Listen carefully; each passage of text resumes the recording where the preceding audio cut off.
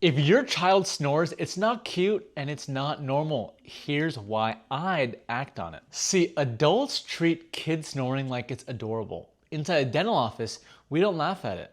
Consistent snoring in a child means the airway is partially blocked during sleep, which means fragmented sleep, less oxygen, and over time, it can change the shape of how the face and the jaw actually develop. It's not a wait and see for a few years type of thing.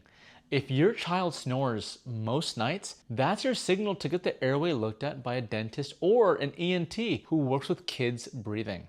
Earlier is a lot easier. Catch it early. Save this, and if your kid snores most nights, this is your sign to make the call.